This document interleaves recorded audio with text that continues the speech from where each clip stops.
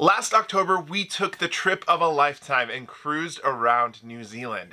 While there were so many things that surprised us, today we are going to share with you the good, bad, and the ugly of New Zealand cruises.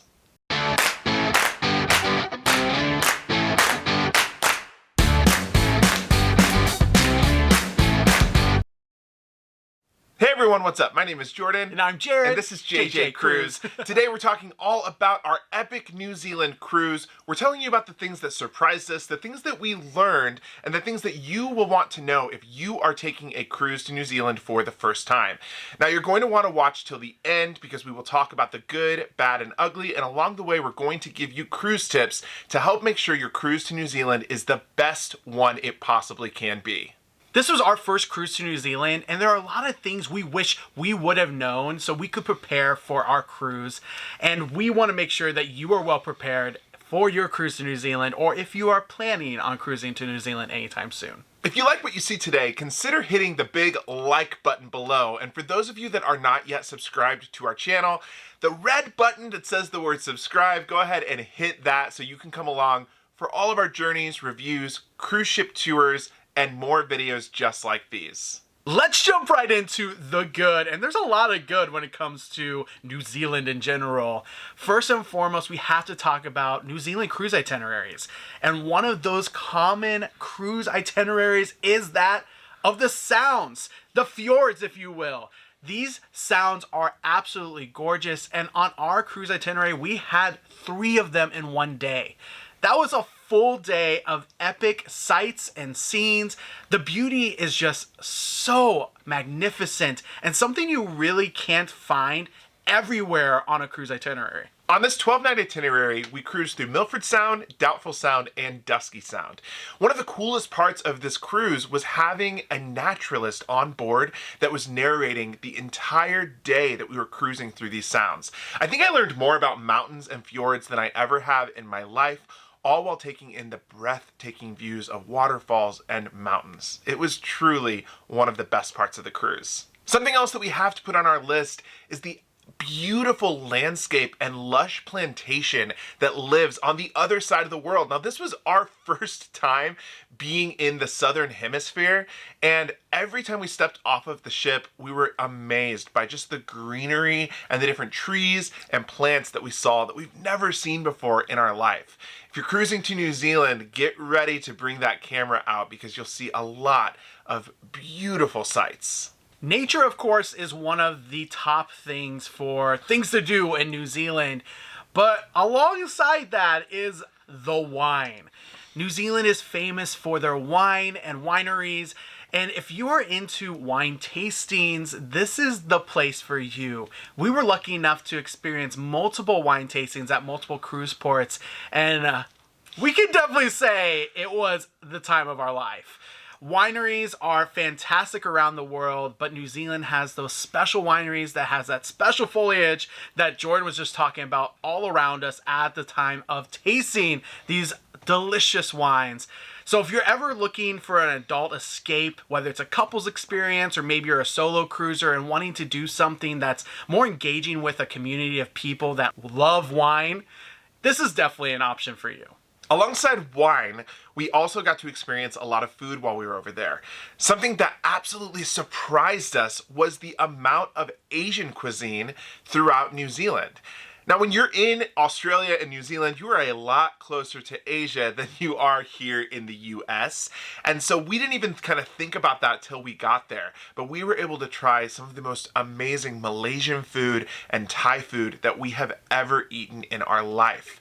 We loved this about New Zealand. We are both considered to be foodies, self-proclaimed foodies, and we could not get enough of this Asian food when we stepped onto the land. I think we had 3 or 4 meals that were just delicious. So bring an empty stomach when you go to New Zealand, especially if you're a fan of Asian cuisine.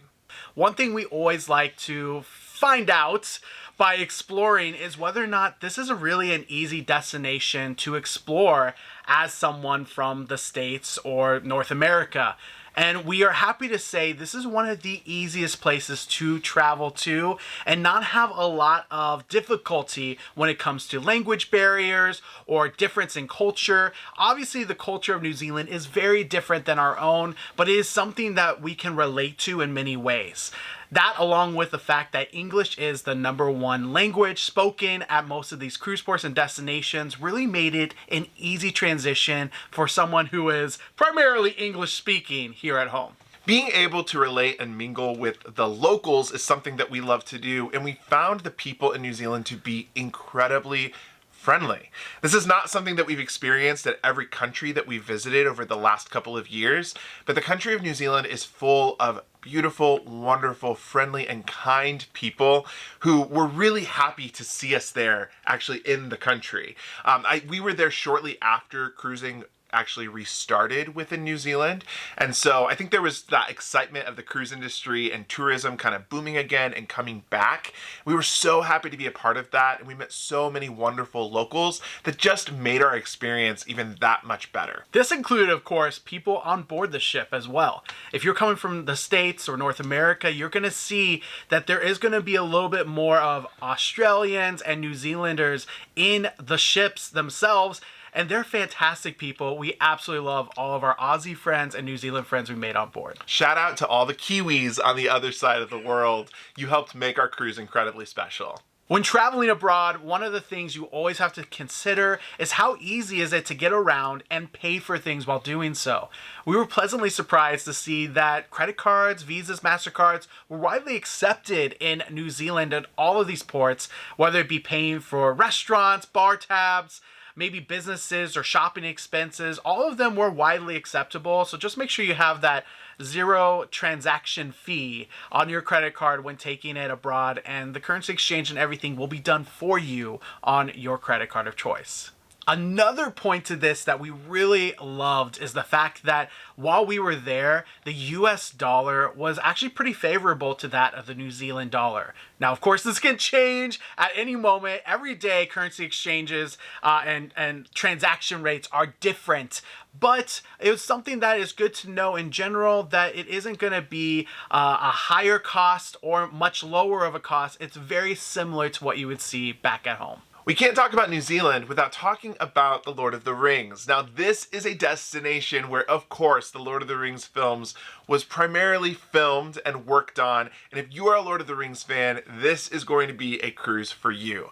Specifically, we went on a tour to the Weta workshop, which is the workshop that's responsible for making most of the props, as well as the digital CGI that went into the films. So we got to see a lot of behind the scenes stuff that they did there at the workshop. And then, of course, we were taken out to one of the filming locations.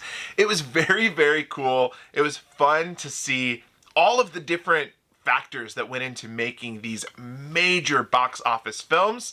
And if you're a Lord of the Rings fan, a New Zealand cruise is not to be missed. Those were the good. Of course, when we're talking about the bad, we have to state that these are more of things that we wish we would have known.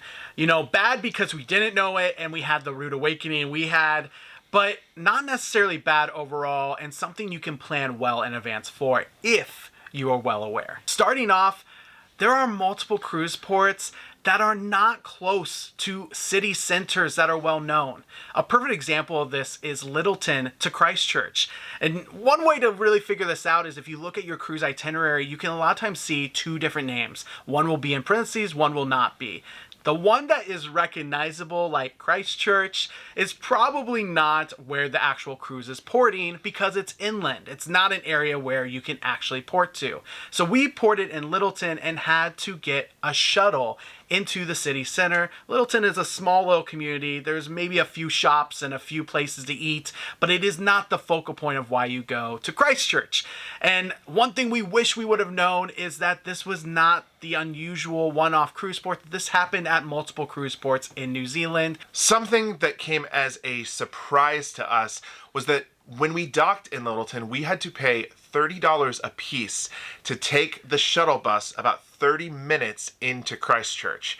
We were very surprised by this because this was not something that we had budgeted for. And a tip here to know is that if you were to just walk out of the cruise port about 15 minutes into downtown Lyttelton, you could get a public bus that would take you to Christchurch for just a couple of dollars. We didn't know about this at the time of getting off the ship, and we were very surprised when we were smacked with that large bill to just transport us from one place to another. In line with the cruise ports being sometimes far from the main city centers of the cities you're wanting to visit, also comes the excursion destination points being far inland from that of the cruise ports or even sometimes the city centers themselves. A perfect example of this is that of a Lord of the Rings favorite, which is the Hobbiton. This is going to be found very far inland and hours away from your cruise port.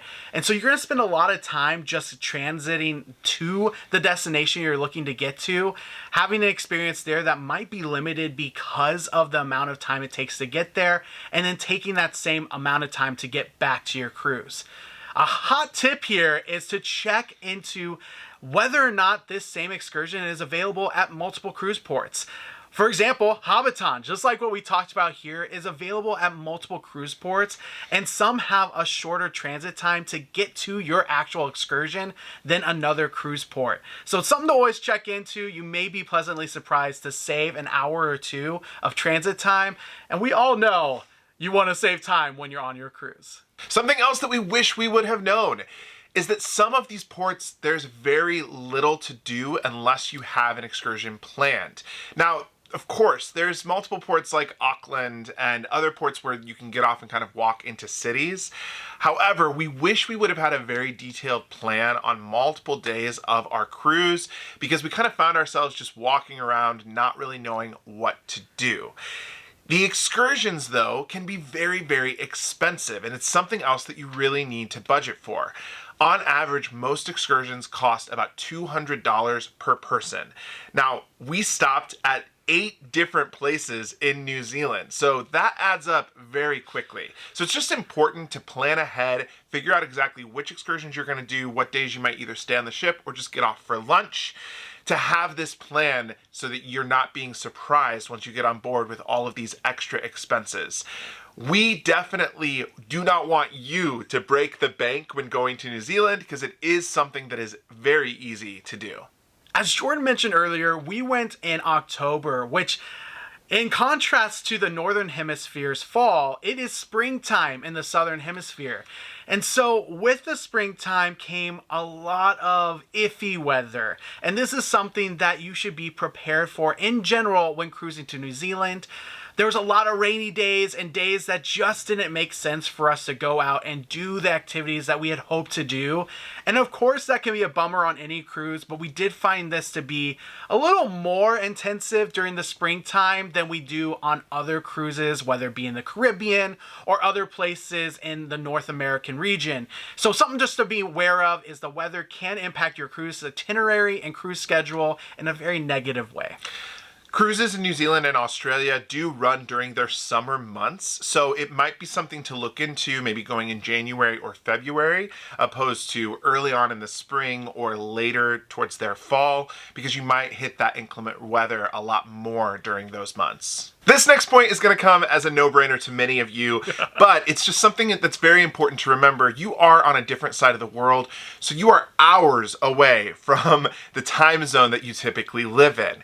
This plays an important factor when you're actually traveling to New Zealand. You need to know that the first 24 to 48 hours, you're going to experience some extreme jet lag. So you need to probably factor that into this type of trip and go a few days early to actually take some time to relax and kind of reset that internal clock so you're not getting right on the ship and immediately being exhausted with day one starting. That was the bad, and before we get into our ugly, we do want to say that after our ugly, we're going to let you know if we would ever cruise to New Zealand again, if this is something we would recommend and who would be recommended for.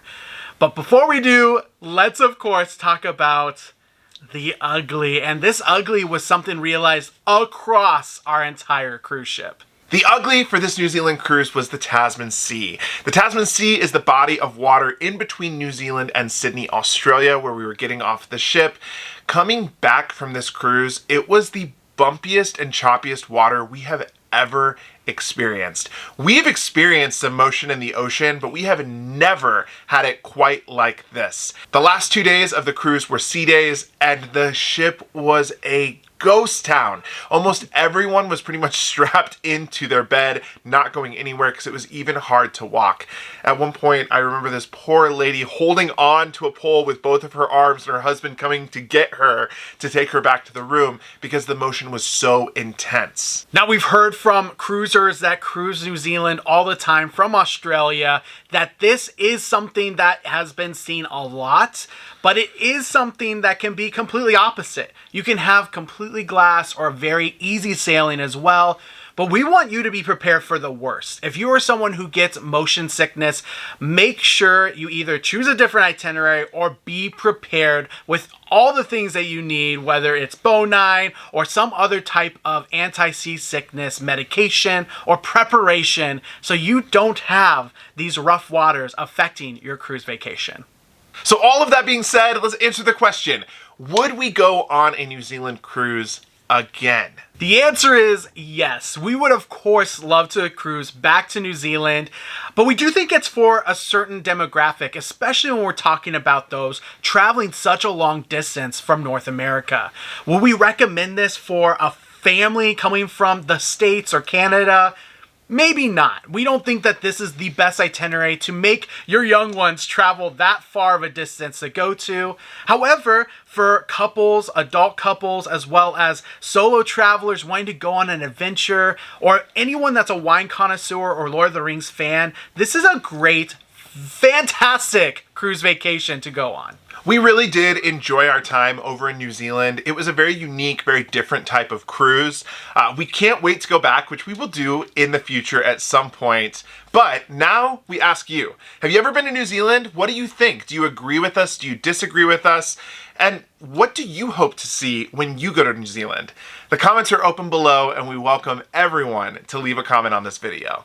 And don't forget, if you haven't already, please hit that thumbs up, as well as hit that subscribe button if you aren't currently subscribed. It means the world to us, and it's absolutely free for you to do. Thank you so much for watching, and until next time, see ya!